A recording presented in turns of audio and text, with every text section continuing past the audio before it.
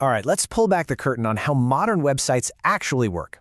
We're going to dive deep into the magic that powers the interactive web we use every single day, going all the way from its kind of boring, static past to the dynamic world we have now.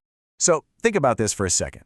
You're signing up for a new service, you type in a username you want, and bam, a little message pops up that says, "Sorry, already taken." There's no page reload, no waiting, it just knows. How on earth does it do that? Well, that's the exact mystery we're going to solve today. But before we can understand the web of today, we have to jump in our time machine and go way back. Back to a much simpler and, honestly, a much more static version of the internet. When the World Wide Web first came out, it was absolutely revolutionary. Don't get me wrong. It was basically a massive, global digital library. You could link documents together from all over the world. You'd ask for a page, and you'd get it. But that was pretty much it.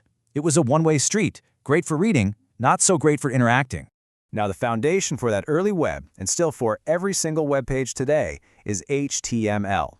The best way to think of HTML is as the bare-bones skeleton of a page. It gives it structure, right? It says, this is a headline, this is a paragraph, here's a link, but that's it.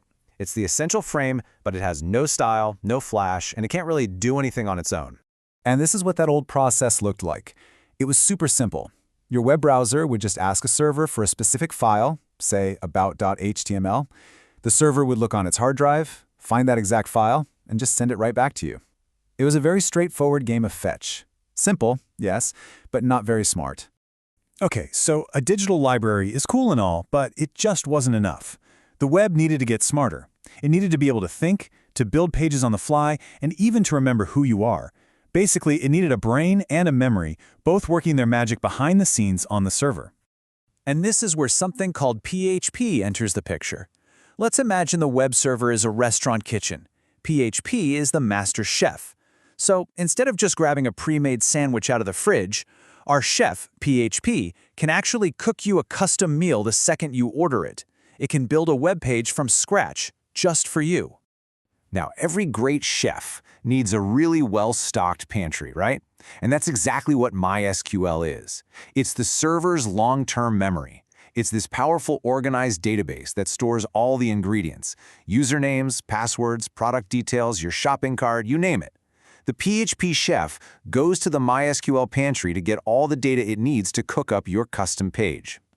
So, with this new team in place, we've got the server, we've got our chef, and we've got the pantry. That simple old request process gets a major upgrade. It becomes something way more dynamic, kind of like a collaborative dance. Let's see how it all works together. Okay, now look at this and compare it to that simple diagram from before. It's a whole new ballgame. Your request comes in, but now the server hands it off to the PHP processor, our chef. PHP might then go have a quick chat with the MySQL database to grab some user info, and then it assembles a brand new, totally custom HTML page before the server sends it back to you. It's a whole team of specialists working just for you. And this brings us to a really, really important idea, this division of labor. Everything we've talked about with PHP and MySQL, that all happens server-side. Think of that as the kitchen. It's where all the prep and cooking happens behind the scenes. Then, the final finished meal, the web page, gets delivered to the client side, which is the dining room. In other words, your web browser. But the show isn't over yet. Because once that custom-built page arrives in your browser, a whole new crew of technologies takes over. Their job? To make the page look amazing and actually come to life. This is the part of the magic that happens right in front of your eyes. First up, we have CSS. Remember how HTML is the skeleton? Well, CSS is the website's entire outfit. It's the fashion designer that picks out all the colors, the fonts, the spacing, the entire layout. It takes that plain old HTML skeleton and makes it look stylish and professional.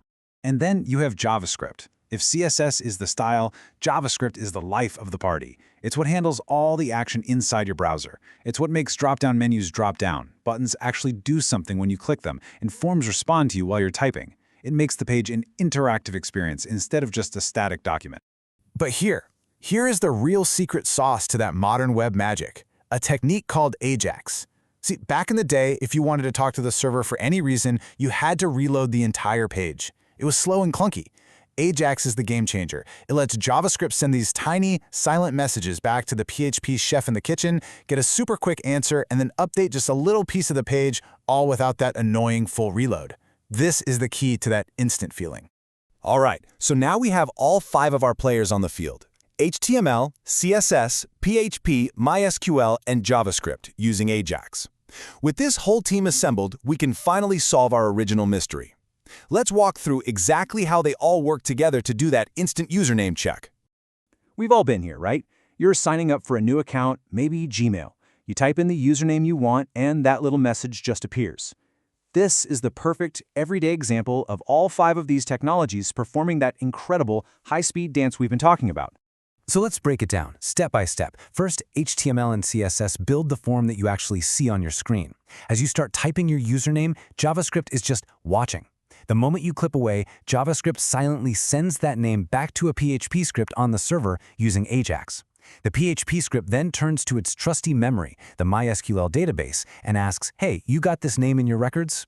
The database gives a quick yep or no. PHP then sends that simple answer right back to JavaScript, which instantly updates that little piece of text on your screen. No page reload, totally seamless. And that's the magic.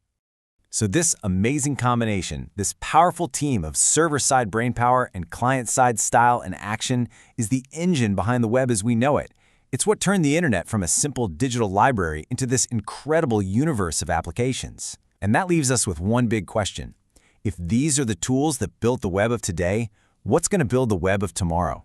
Thanks for tuning in.